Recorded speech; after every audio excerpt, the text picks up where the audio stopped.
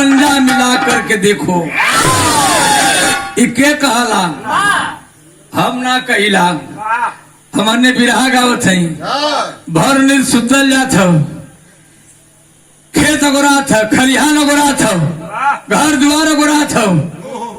वो बोलेला जय कई हजार पहाड़ी के ऊपर, कई हजार ऊंचाई के ऊपर ओकर आंख गुरेरत हो 24 घंटा। अरे साले इधर ताकने की कोशिश मत करना। तय गजल है बड़ी पुरान रामदेव वाली।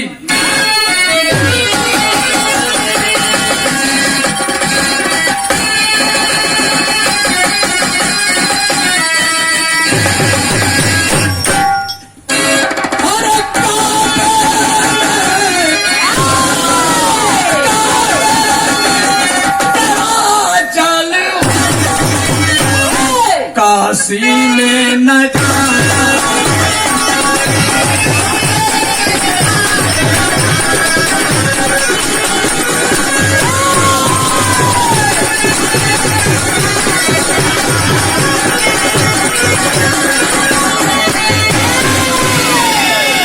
गीत हल, लेकिन ये लाइन बीरन के लिए बतावत है। कभी लिखत हो कहा लिखत हो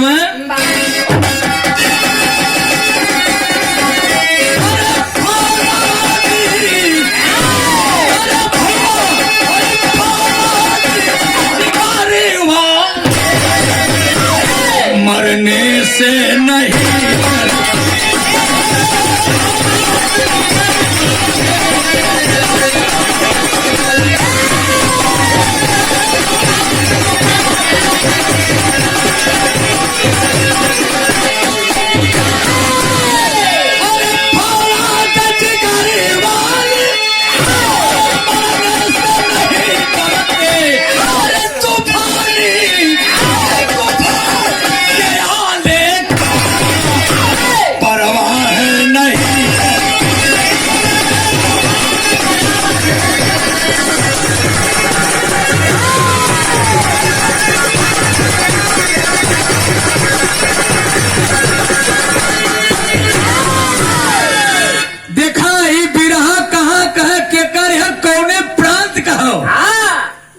बिरहा का।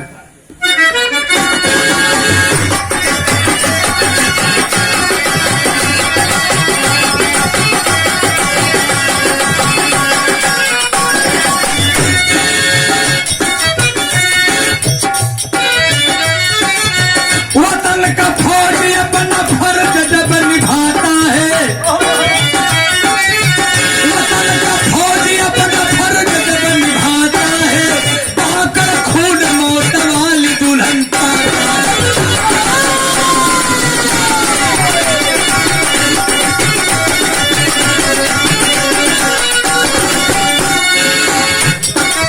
वतन का फौजी अपना फर्ज जब निभाता है, वतन का फौजी अपना फर्ज जब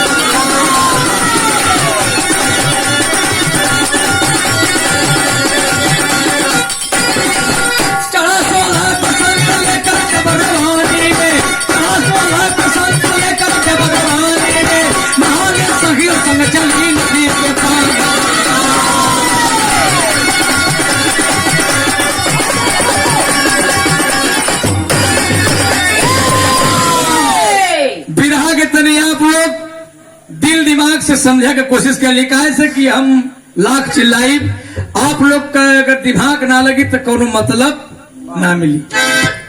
प्रांत पंजाब का रहा वाला जेकर नाम बतावल गई सुखबीर सिंह, बहुत बड़ा जमींदार थे, धान का कौनो कमी ना रहल, लेकिन पूरी जिंदगी में एक थे बिटिया जन्मल जौने बिटिया का नाम सैफला रखले रहलन। पढ़े में एक नंबर, दौड़े में एक नंबर, सकल सूरत में भी एक नंबर। बेटवा का भी प्यार दे, ठाकुर साहब बिटिया का भी प्यार दे। इंटर में पढ़ती थी, एक नंबर की छात्रा थी विद्यालय के अंदर हर माने में। ए बाबू, एक दिन के बाद होली के त्योहार को लेकर के विद्यालय बंद हुआ। सखियन के साथ में सिंधु नदी में सैफला नहाए बदे चलल हो, सखियन के साथ में नहाते हो भैया, सखियन के साथ में नहाते। सिंधु नदी के उस पार से मल्ला अपनी नाव में सवारी लौट करके इस पार आ रहा है। बारे प्रभु की माया परंपार, सवारी काफी नाव में लौट किया है। जब वही नदी के बीचों बीच नाव पहुंचल है मल्लाह के, चक्रवर्ती तूफान आया। चक्रवर्ती तूफान के चपेट में नाव आ गई, चरखी काटने लगी। जितने भी यात्री थे घबराने लगे, चिल्लाने लगे, आज जिंदगी चली जाएगी। तब तक नाव नदी के बीचों बीच कलट गई।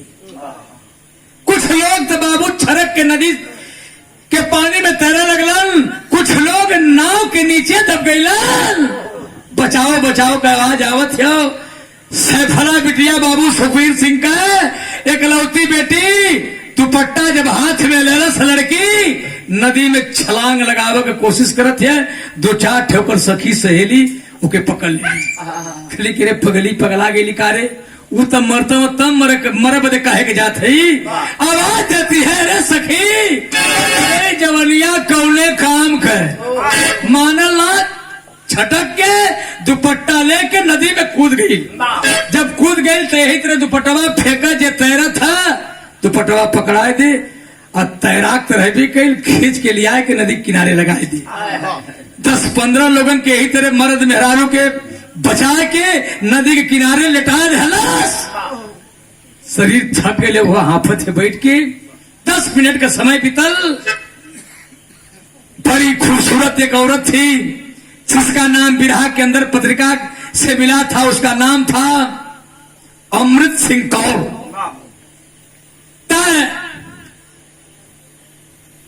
यही तरह हाफत है, अमृत सिंह कौर का नजर जब खुलल है, बेटी की तरफ नजर गई, इशारा कर रही है, बिटिया हमारे पास आओ। यहां ठकी तकिल मास्टर।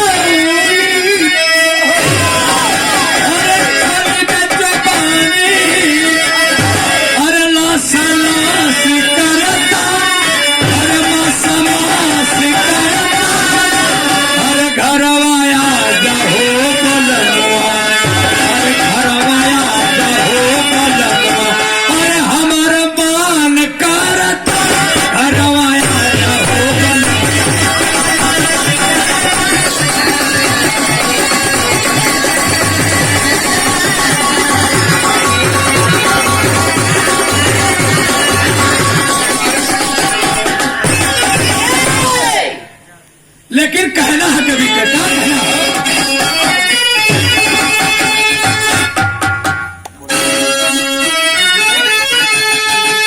अब विधि का विधान, अब विधि का विधान, अरे केहू जाने नहीं पागल होला सब विधि के, अरे होला सब विधि के।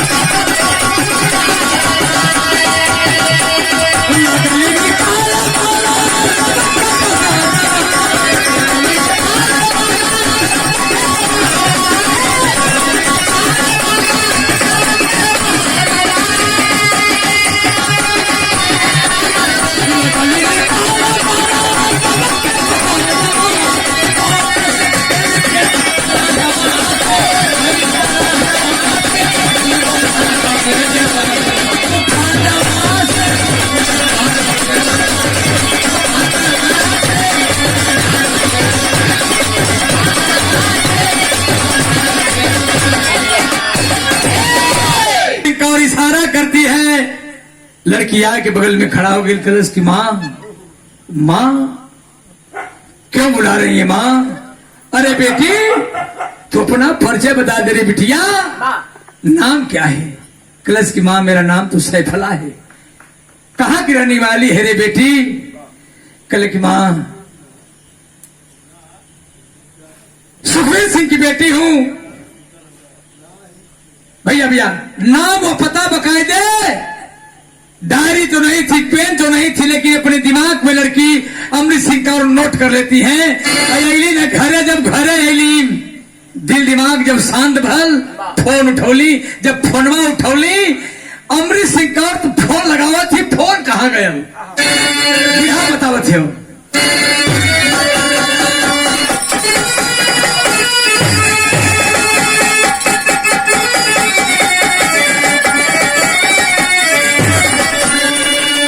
देखा हमारे के बचपना में मिलल, आप भग्गू भैया के जवानी में ही मिलल, इनके जवानी के गीत हो।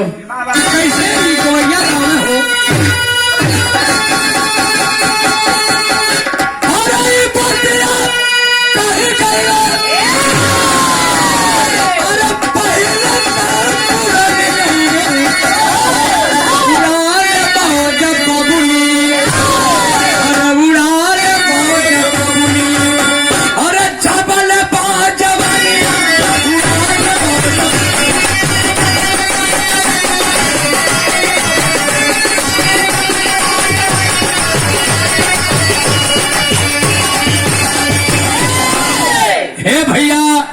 यही तक गीत रहल हमारे पूर्वजन कलाकारन के, बुल्लू दादा कर रहल, रामदेव उस्ताद कर रहल, हीरा उस्ताद कर रहल, इहो गीत है। लेकिन आज भी गीत आवत है, अब इतना भक्सावन गीत आवत है कि हम का बताएं। हमारे पहले तो बड़की मोबाइल आज लेना अटल अकेला की, बल्कि अटबो न करे, कुल दिनमा भर नहीं आ रहा था। ऐसा ऐसा गीत मैंने आवत है, का कहे के बाद, लेकिन का करबा भाई, अपन अपन विचार होला, अपन अपन पसंद। लेकिन चले ये जमाना है, आधुनिक युग है।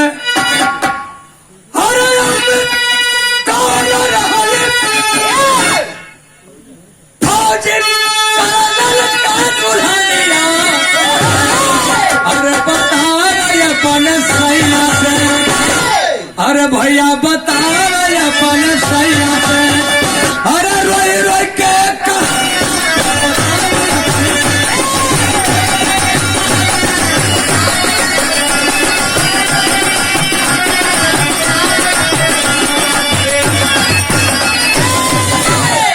अमृत सिंह कौर फोन उठौली, बाघा बॉर्डर पर बाबू विक्रम सिंह कर्नल साहब तैनात थे, फोन उठा लिया, हेलो, हाँ, आंख से आंसू चलत है अमृत सिंह कौर के।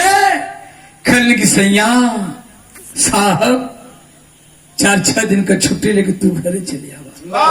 खल के रे, देश की स्थिति, बॉर्डर की स्थिति ठीक नहीं है, छुट्टी नहीं मिलने वाली है। बात क्या है?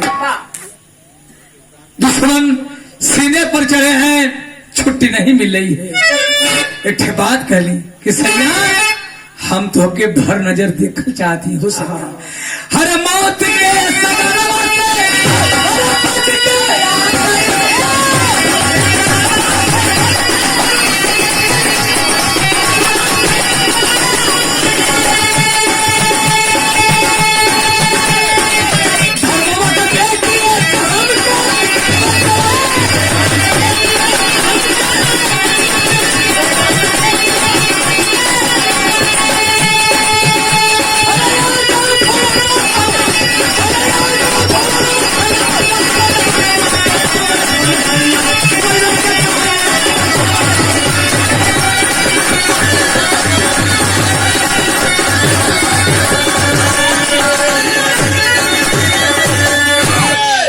बाबू बिरहा सुना वाले लोग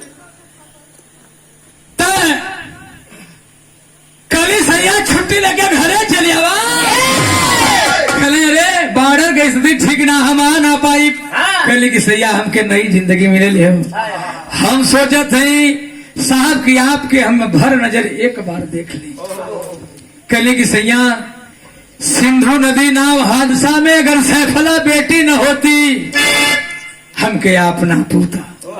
खबर बहुत खराब है आपके बॉर्डर पर जा भाग के उता, लेकिन सैया चलिए अब बस एक दिन खाते। कर्नल साहब विक्रम सिंह बाबू छुट्टी मंजूर करवा लिए और पंजाब की धरती के लिए चल देते हैं। यहाँ जवन बाम एक लाइन गीत लगल बड़ी हो पुरान गीत हो।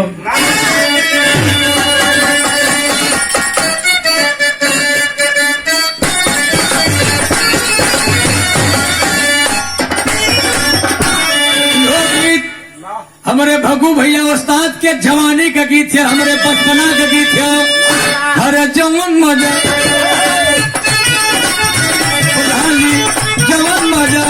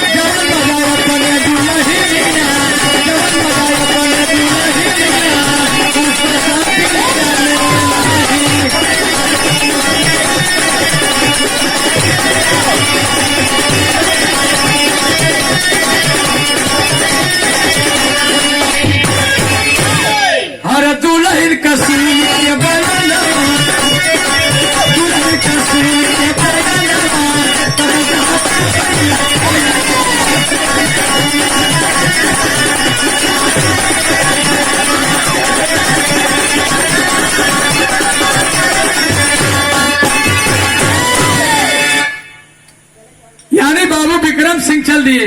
बाबू विक्रम सिंह बाघा बॉर्डर से चल लिए, पंजाब की धरती पर आते हैं। जब चल रहे अपने महल के बंगला की तरफ, उनका धर्मपत्नी अमृत सिंह कौर दौड़ पड़ी, आए कि छतिया से छतिया लगा कि रोवो लगली। कहली कि सैया सैफला ना बेटी ना रहल हो, हम तो के देखे के ना मिली। कहल की हमारी सैफला बहादुर बेटी कहाँ है? कली सैया चला तन से पानी पिला, कुछ खाला। करण की नहीं, जब तक मैं अपनी बेटी धर्म की बेटी को नहीं देखूंगा तब तक दाना पानी नहीं करूंगा। सैफला बेटी के भवनवा पर आइले, सैफला बेटी के भवनवा पर आइले।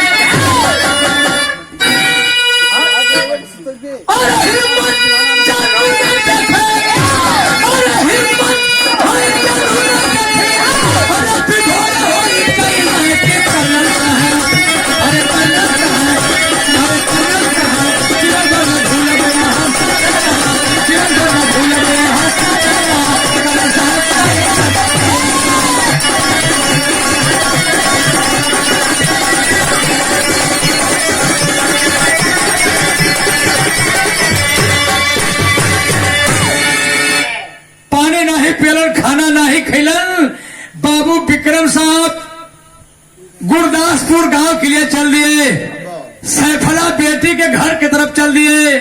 सैफला बेटी विद्यालय में पढ़ रही है। बाबू सुखबीर सिंह उसके पिता दरवाजे के सामने जिम्मेदार साहब खड़े हैं, वर्दीधारी फौजी अफसर को देख करके अवाक हो गए। हमारे दरवाजे पर फौज का अफसर क्यों आ रहा है? डरने लगे। जा करके बाबू विक्रम सिंह कर्नल साहब प्रणाम पहले करते हैं। कर्नल के साहब मैं आपको पहचान नहीं रहा हूं।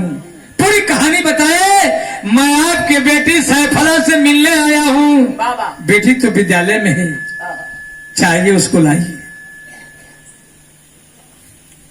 चाहते हैं विद्यालय में सैफला बेटी को लेकर के घर आते हैं। खलील की बेटी सैफला, पढ़ाई के हालात क्या है रे बिटिया? कलश की बाबू मैं इंटर कर रही हूँ।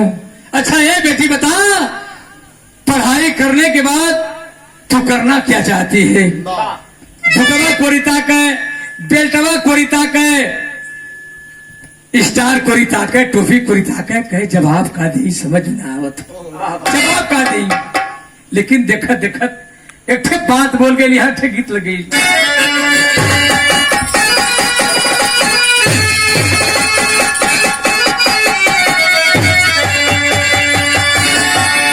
यो रामा दिवाली हो,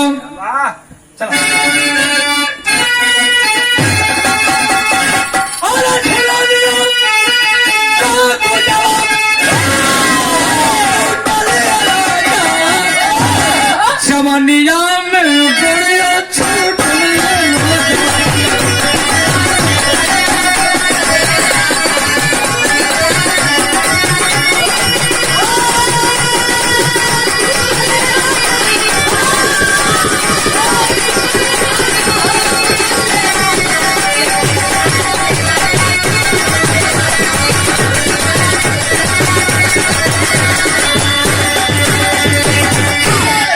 स्टार कोई तकले, टोपी कोई तकले, बेल्ट कोई तकले, बूट कोई तकले, ओकरे मुंह से ठे आवाज आइल,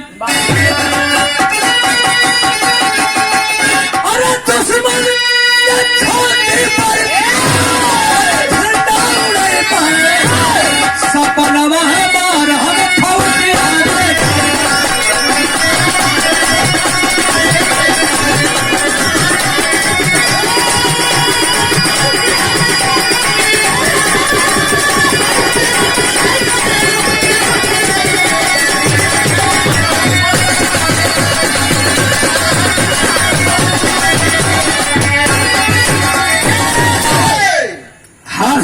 कलश की साहब यह वर्दिया मिल जाए तो हम देश की सेवा करके धन्य हो जाए। कर्नल साहब सोचने लगी, मांग तो बहुत बड़ी है।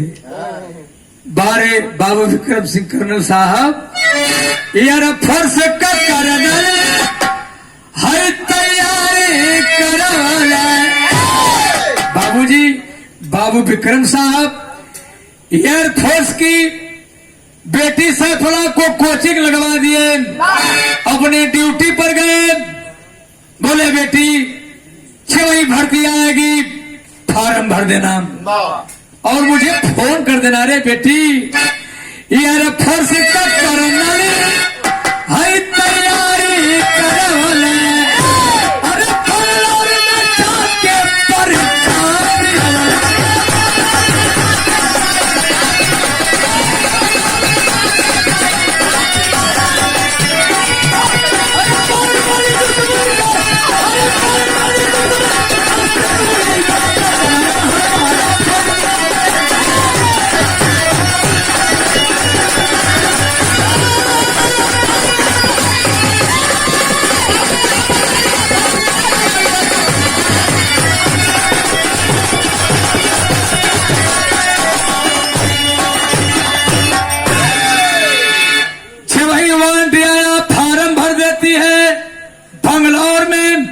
अपने साथ में बाबू विक्रम सिंह लेकर जाते, परीक्षा दिलवा दिए।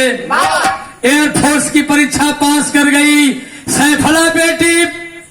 ट्रेनिंग की जाती है बाबूजी, 9-10 महीने की ट्रेनिंग करने के बाद आखिरी ट्रेनिंग के समय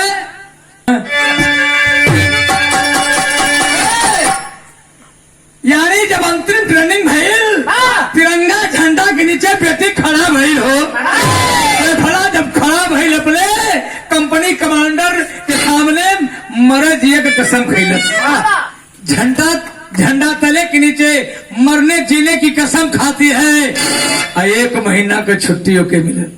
जब 1 महीना का छुट्टी मिलल, गुरदासपुर पंजाब में आइल, अपने पिता के घरे अपने घरे आइल। आया तो फोनवा से विक्रम साहब से हालचाल डेली बाई डेली होख है वो चल रहा। जब वो चल रहा है तो धीरे धीरे जौन बाई ने कहा बाबू विक्रम सिंह के घरे कलन की रे भैया विक्रम साहब मैं आपसे कुछ कहना चाहता हूँ। कलन भैया एक बात न कई 1000 बात कहा साहब हमके मंजूर है कलन की हम अब तोहरे भिटिया के आपन हम बहू बनावल चाहते हैं। कहने की भैया साहब ठीक तो हो लेकिन ये बतिया तन से सैफला से पूछ लेता तेरी लग गई।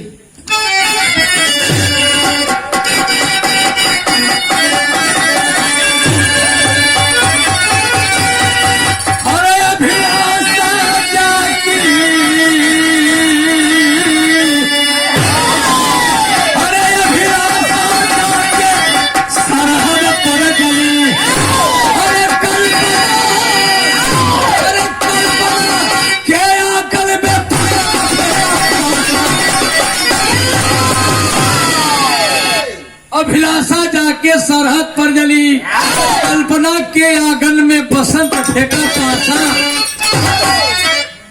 हे भैया बेटी के पास जाते हैं बाबू विक्रम सिंह कर्नल साहब कहते हैं बेटी मैं बहुरानी बनाना चाहता हूँ। तनी से देखा सैफला लजाए लगा कल सर भैया आपकी बात के कहा इनकार। 6 जून 1999 को शादी का ये दिन तय हुआ। उनका बेटा विक्रम सिंह आर्मी का हवलदार था। रिश्ता तय हो गई है कहीं बेटा था। ए बाबू 6-7 दिन का 6-7 दिन शादी के दिन बचल। डाक मुर्शी चिट्ठी लेके आयल सैफला को देता है। सैफला चिट्ठिया के पढ़त हो बाबू सुखबीर सिंह का करेजवा कांपत है। पेपर से टीवी से बॉर्डर का हालात ठीक नहीं है। चिट्ठी आई है शादी 6 दिन बची है। दिल कांप रहा है करेजा कांप रहा है। हिम्मत कौन करके गए रे बेटी कैसी चिट्ठी है रे बेटी। कहले बाबू चिट्ठी बढ़िया आये बढ़िया खबर आये हमार छुट्टी समाप्त। हमारे साहब कंपनी कमांडर साहब लिखे कि बेटी सैफला बॉर्डर की हालात ठीक नहीं है रे बिटिया। हमारे जवान लड़ रहे हैं बेटी लेकिन तू एयरफोर्स की सफल पायलट है रे बेटी। जवानों को दाना पानी की पूर्ण रूप से व्यवस्था नहीं हो पा रही है बेटी।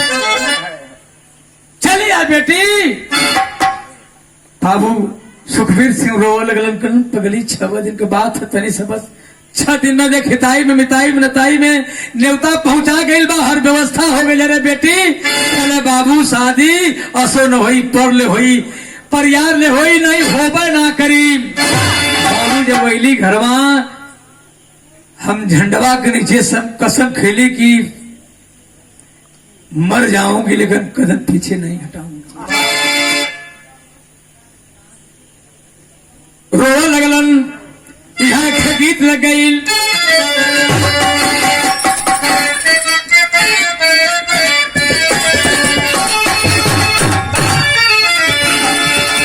अरे हम गवाना नहीं जाबी अरे हम गवाना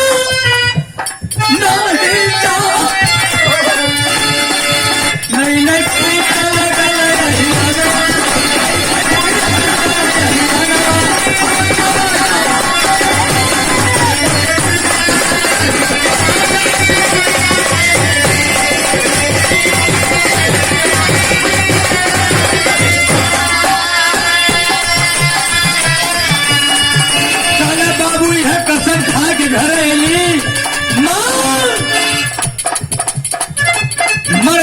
सीने में गोली खा लूंगी लेकिन एक कदम सैफला का पीछे नहीं हटेगा। हम तू खाना बात करो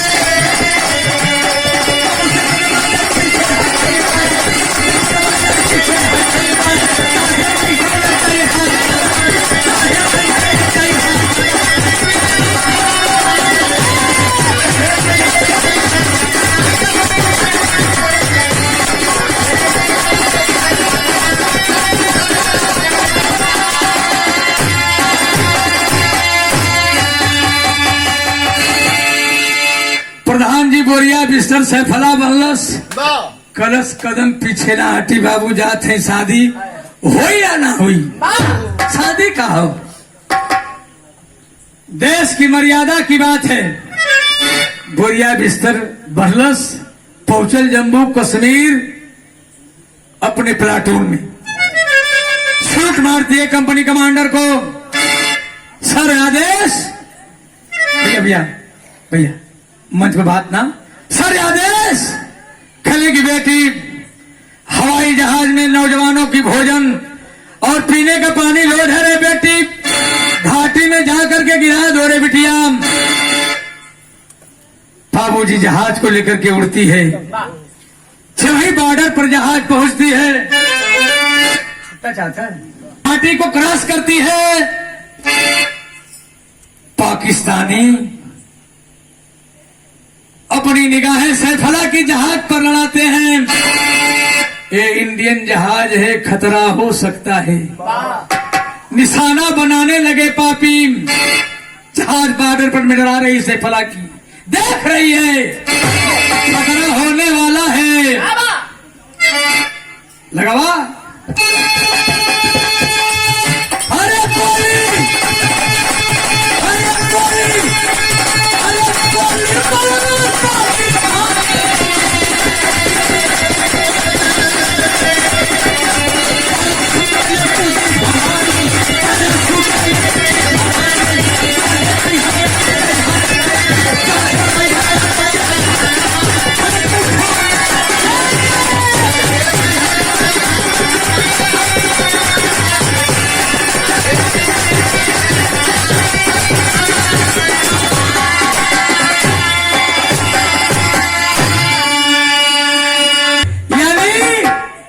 देख रही है कि हमारे जहाज पर गोली चलने वाली है। सैफला पैराशूट खोल देती है और जहाज को छोड़ देती है।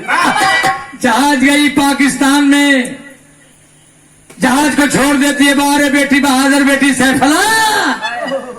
एक पायलट को तैयार करने में फोर्स की बहुत काफी भारत की रकम लगती है, बहुत काफी रकम लगती है। जहाज गई जहन्नम में जाने दीजिए, मैं रहूंगी, देश की सेवा करूंगी। पैराशूट खोलती है, जहाज को छोड़ देती है। संजोगे बना सैफला का पैराशूट पाकिस्तान की ओर न जाकर के भारत के अंदर आने लगा। कहीं पहाड़ी पर तो कहीं झाड़ी पर, कहीं पहाड़ी पर कहीं झाड़ी पर, यही क्रम है। बहुत समय बीत गया, पैराशूट छोड़ देती है सैफला। आ गई झाड़ी पर, शरीर नहीं संभली, आ गई पहाड़ी पर, फिर झाड़ी, फिर पहाड़ी। लुढ़कते लुढ़कते लुढ़कते लुढ़कते घाटी में स्थिर होती है। पूरी शरीर चोटिल हो गई, खून से शरीर लहूलुहान हो गई। बारे संयोग, बारे विधि का विधान। होने वाला पति, उसकी भी छुट्टी रद्द थी। बाबू नाहर सिंह की, हवलदार की छुट्टी भी रद्द थी। 10 जवानों को लेकर के घाटी के अंदर प्रवेश किया। देख रहा है तो भारत की एयरफोर्स की महिला की बॉडी घायल पड़ी है। पास में गया, देख रहा है कि हल्की हल्की सांसें आ रही है। ये बाबू चेहरवा तो नहीं पहचान में सैफला का आवत है, लेकिन ओकरे परसवा से जब ओकर फोटो निकलस है नाहर सिंह, जब फोटोवा के पहचान गल तो रोवा लगल। बारे मेरी किस्मत, बारे समय। बाटल से हाथ पर पानी लिया, उसके मुंह पर जो है छिट्टा मारा। कहने से सैफला कनखिया हल्का सा ताकत है, पहचान गई। देखा रिश्ता जब तय होला, अब तो फोन से जरा बिया वही लगने न धराए, चले फोन पर दुखम सुखम होत हो। लेकिन पहचान गई तो रोवे लगा। करे सैया आइला ठीक करा, लेकिन अब तक समय है ना।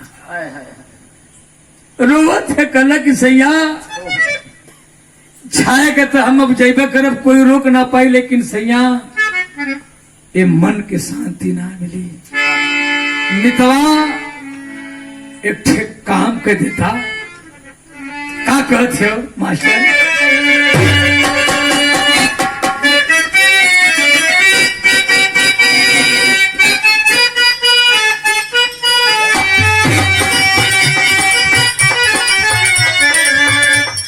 मालिक के कहना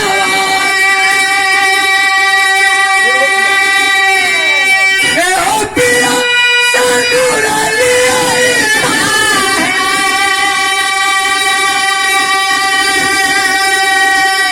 हमारा आई मारिया सदाईता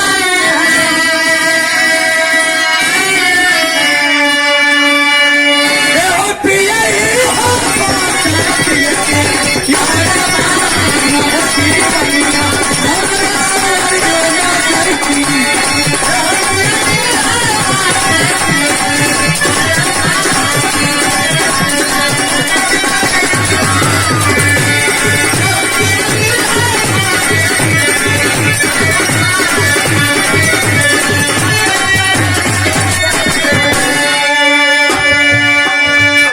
सैया समय ना हसैया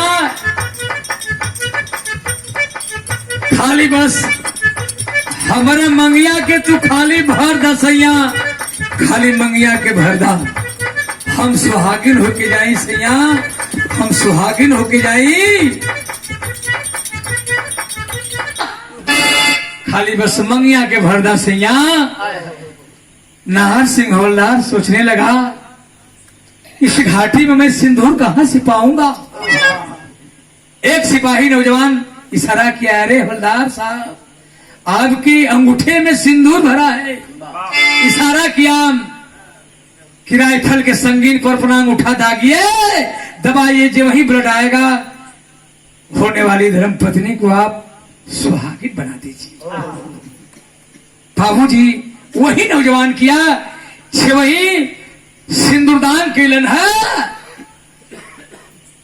मुस्कियाइल है, कल सैया तुहार सैफला धन हो गई, जीवन से तारन तार हो गई सैया, लेकिन तोके ठेप जिम्मेवारी देते जिम्मेवारी का ध्यालस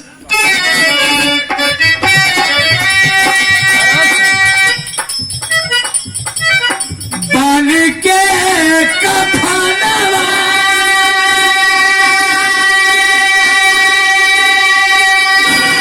हमारा आई दुनिया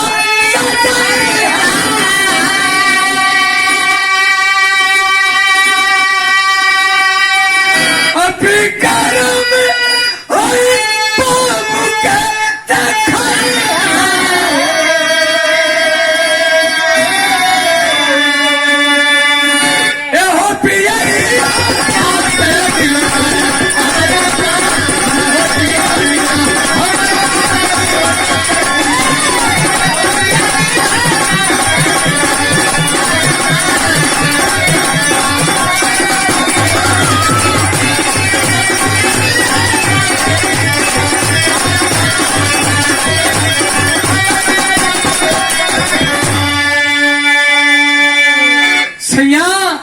हम अब जात है, यह जिम्मेवारी है गैला के बाद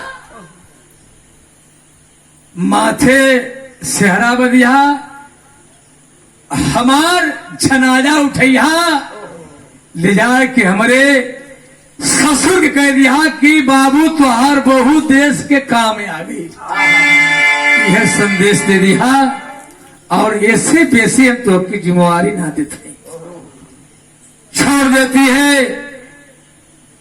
प्राण पखेरु उड़ गए, नौजवान नाहर सिंह हवलदार पागल हो गया, उठा लिया राइफल, उसी घाटी से तड़ातड़ गोली चलाना शुरू कर दिया और घाटी से पहाड़ी की ओर चढ़ना शुरू कर दिया।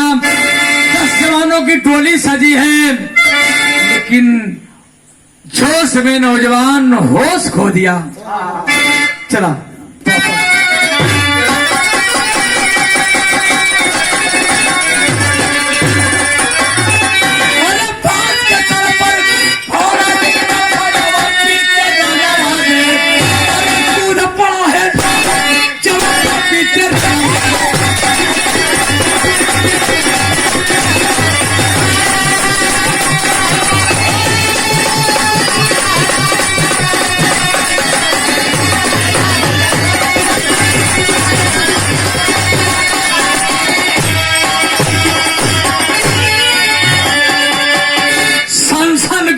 बरसावत फिर आगे कदम बढ़ावला देख के पाकिस्तानी ये कहा था गोला पर सवाला हो अरे चिथड़ा अरे चिथड़ा पूरी करी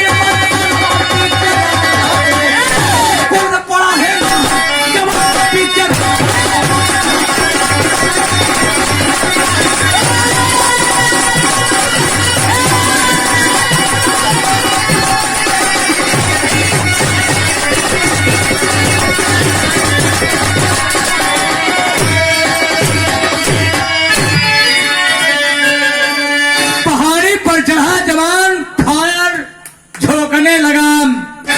पाकिस्तानी घुसपैठी कुछ समय तक तो फायर का जवाब फायर से दिए इसके बाद अपना फायर पाकिस्तानी रोक दिए इधर शुरू किया है सोच गए किस दिशा से इसका फायर आ रहा है ये तो जवान होश खो चुका है होने वाली धर्मपत्नी दुनिया छोड़ दी है फायर पर फायर कर रहा है पाकिस्तानी पापी के दिमाग में आया इसी दिशा से फायर आ रहा है एक हथगोला यम बनाकर ऐसा फेंके नार सिंह के बगल में गिरा पूरी बॉडी जवान की बिखर गई चिथड़ा चिथड़े उड़ गए वाह साथी जवान बॉडी को इकट्ठा किए और घाटी में आ रहे हैं सैफला के डेड बॉडी के पास आ रहे हैं बिहार के अंदर आरा के अंदर कभी लिखा तुम बड़ी बढ़िया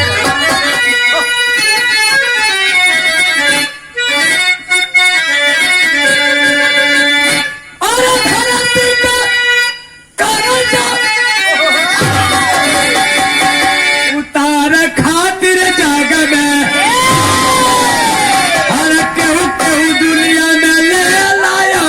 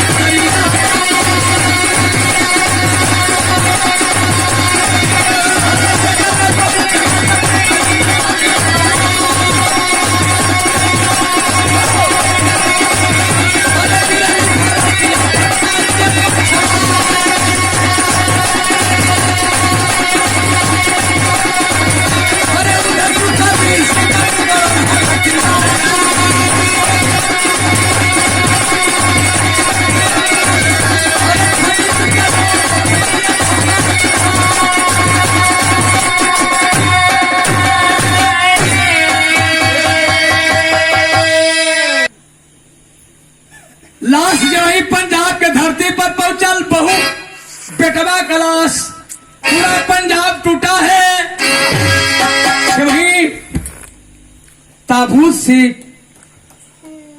नाहर सिंह का बॉडी, डेड बॉडी सैफला का निकाला गई बाहर। अरे देखो भैया, देखे खाली रोए, इलाका टूटल है। पहुंचल सैफला का बाप सुखबीर सिंह के पगली, बड़ा मन में अरमान रहले पगली, एक बिटिया है, बड़तिहन के सेवा करो, जहां ले सफरी तहां ले दान दहेज दे। ई का कैली रे पगली। ओहर बाबू रोवत हवन फिक्रम सिंह कर्नल साहब, कभी लिखत हवन का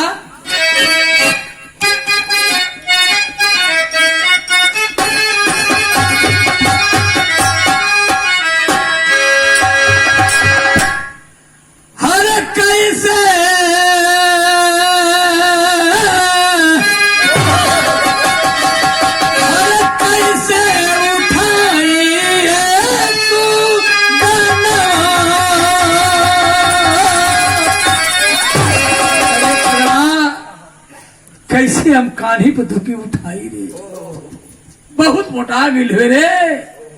बाबू सुखबीर सिंह रो तो छाती पीट के पगली। कली बारात आई, सेवा प्रतिहन करब, एक बेटी चाहे बेटवा, बड़ा दान दहेज देवरे, बड़ा अरमान रहल, बहुत बड़ा भाव रहल ले पगली, बहुत बड़ा धोखा खेली रे बिटिया। चला अरे कैसे उठाई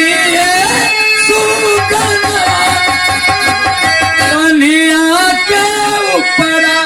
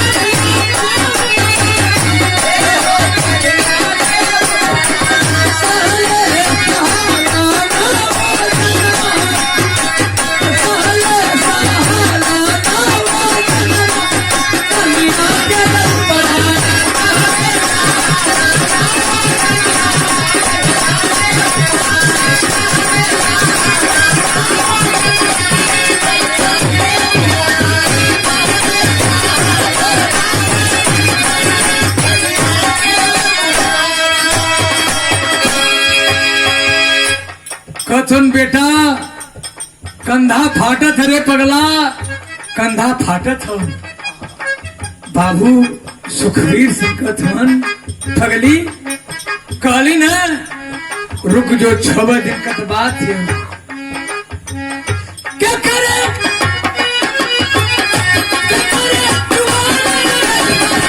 साज के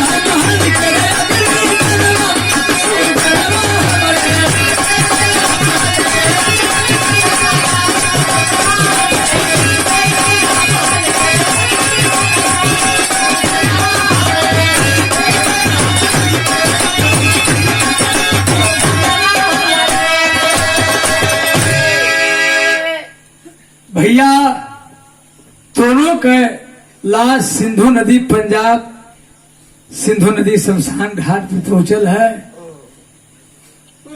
एक और अग्निदान बाबू सुखबीर सिंह मुखागिन करथवन बिटिया सैफला की, एक तरफ बाबू विक्रम सिंह अपने बेटवा नाहर सिंह की। बारह समय कभी कथन खड़ी में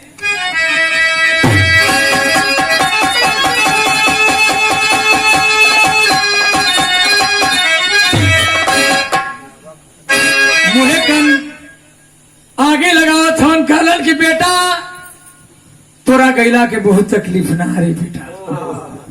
एक बात के खाली हमके तकलीफ है, आपन तकलीफ पूरे समाज में बताओ तुम का।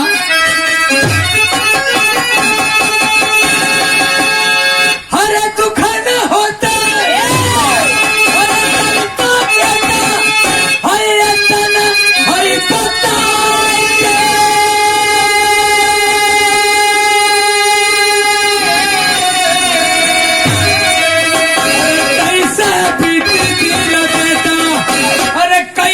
बीती दिन बेटा, अरे चैता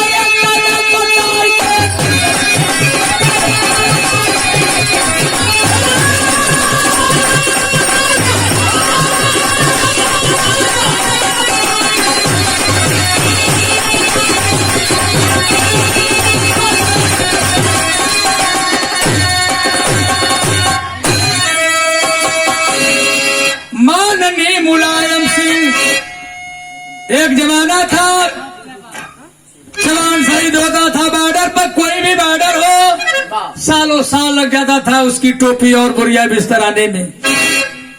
भैया बोरिया बिस्तर आने में सालों साल लग जाता था, लेकिन जिस समय माननीय मुलायम सिंह रक्षा मंत्री बने जवानों के लिए काम कर दिए।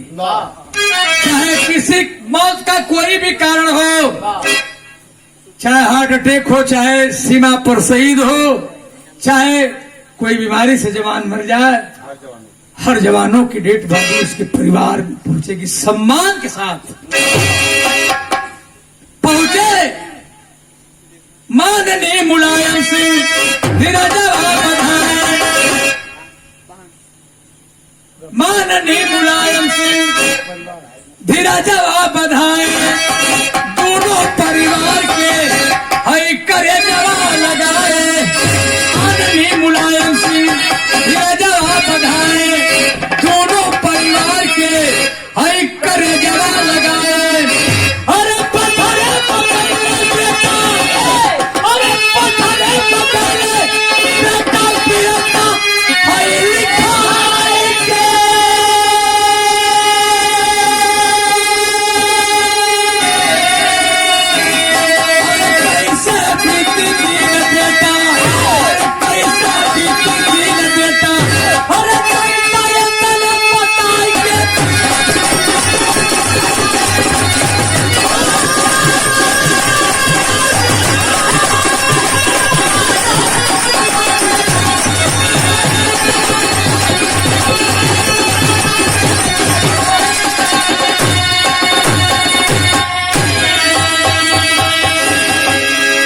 पत्थरे पगैला बेटा वीरता लिखा के, कैसे बीती दिन बेटा जैता इतना बता। गुरु बिहारी गुरु गणेश